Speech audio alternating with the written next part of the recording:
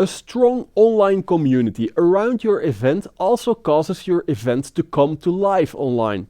But how do you build a strong community? I ask social media expert Sophie Verhalen. Hi Sophie. Hi Kevin. Welcome to our studio. Today's topic is communities. If I start a new business or I organize an event, how do I build a community? Well, if you start a business, you probably will have to start from scratch. It depends. If you start from scratch, find people who are interested in the service that you offer or the things that you do. Often, let's say, if you're a wedding planner, you won't be the first wedding planner ever. So people are already interested in weddings, in things about organizing a wedding. So you probably can find existing communities in which you can tap into, let's say on Facebook, or why not maybe databases to which you can send emails. If you're already active, if your business is running for a bit, then probably you have clients. So you have email lists, or maybe you have a Facebook fan page. But an email list, is that a community?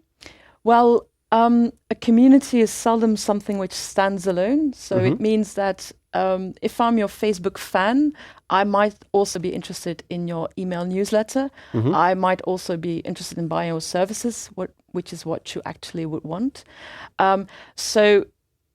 It's one of the touch points that you have with a potential customer or a customer. So use your email databases, for example, to get, let's say, people engaged on Facebook, or ask them for email addresses on Facebook, or if you have an event, ask them for an email address, and kind of build a funnel around that. Have people get your invitation in their mailbox and have them confirm, for example, on your website. So a community can consist of a number of people, offline and online, for example, mail and Facebook or Twitter and your website. And you mentioned Facebook, Twitter. Is it always Facebook or Twitter, or how do you choose the platform? Well, in fact, what you have to do is you have to find your audience. If you're targeting young people who are, let's say, 13 to 18, they're not really active on Facebook. So it would be better to go on channels where they are active, like Instagram, for example. Or if you want to build a community around cycling, there's a very large community on Facebook as well as Instagram. So try and choose the communities where they already are to kind of connect with them. But mostly in general, Facebook will be your best bet because it's the largest in terms of number, and the activity is high, and it has ages from 13 up till, well, let's say 75. So if you're going for the broad audience, Facebook will probably be your best bet. Okay, you convinced me. I made a Facebook page. What now? Because I want some interaction. Yeah. Facebook isn't standalone, so promote it where you already have a connection with clients. So make sure that if you have a shop, it's in your shop. Make sure if you have an email newsletter, so you can attract people, and make sure that you start building that community. So attract people, and on the one hand, you want people to come, but once they're there, you want to entertain them and you want to keep them engaged. Yeah, I want to get likes, comments, all those stuff. Exactly.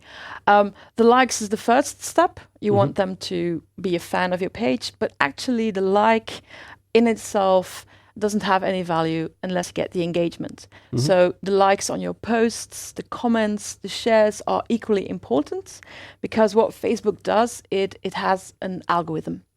And Facebook thinks, well, we have to build meaningful relationships between brands and consumers. So if you have a page, very well, and you have 100 fans, well done, and now get them engaged. And the better you engage your audience, so the more likes that you get, the more reach that you get, the more people who see your message. Because for every 100 fans that you have, Facebook will say, well, we'll show your message to, let's say, organically 30% of your fans. Unless you have really good content, you get really good engagement, then we'll show them to 50 or 60%. And to get the remaining 40%. You have to pay them. Well, they kind of want you to advertise. Yeah. Yeah. That's true. Okay. What about negative feedback? Because as a community manager, I like to put messages online, but then there's that annoying guy coming back with difficult questions. How do I handle him? When people ask you difficult questions or they are trolling, they are leaving negative comments just because they like leaving negative comments, make sure that you have a kind of script. So that you know, okay, if this is customer feedback, we have a number of possible answers. Someone has visited an event and there was a little problem with the parking, for example. Okay, I know what to answer.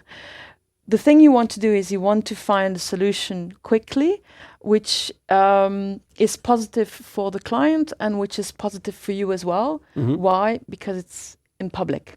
So you want to get a good interaction and you want people to who also read that message to see, okay, they answer quickly, they answer professionally, and they're focused on finding a solution for the customer. So getting the customer happy is very important to them.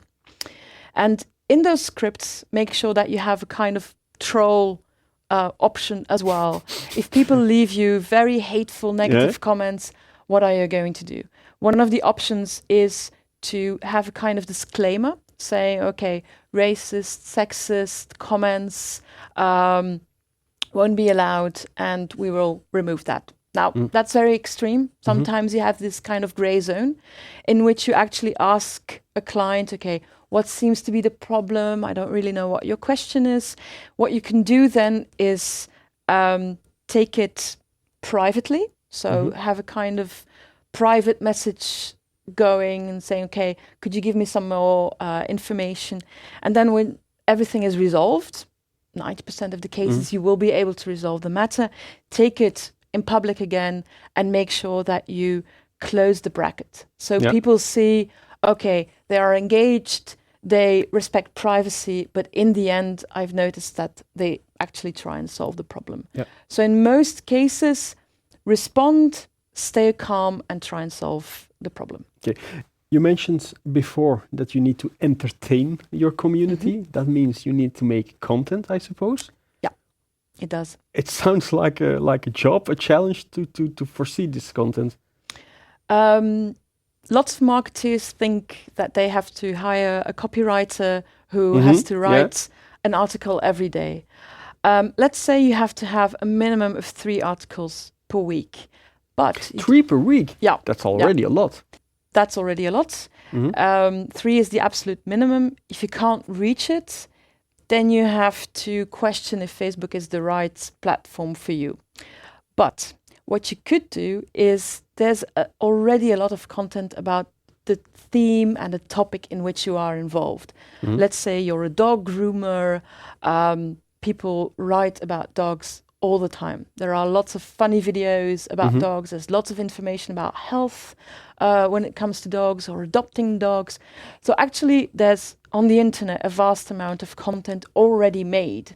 So what you can do is one of your 3 items per week is something which comes from other articles, other websites, which you share. You don't copy it, you share it. You mention the source. You don't steal it, you mean? Exactly.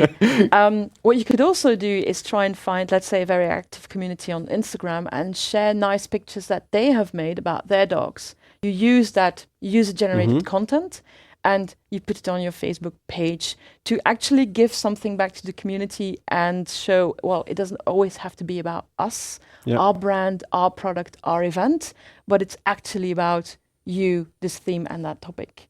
So try and get a kind of variation between what you write, find good sources which you trust, which offer great content, and try and share that content and get the engagement going that way. Okay, that's a good one to conclude with, Sophie. Thank you very much for coming over. You're welcome. And you at home, thank you for watching our show. I hope to see you next week.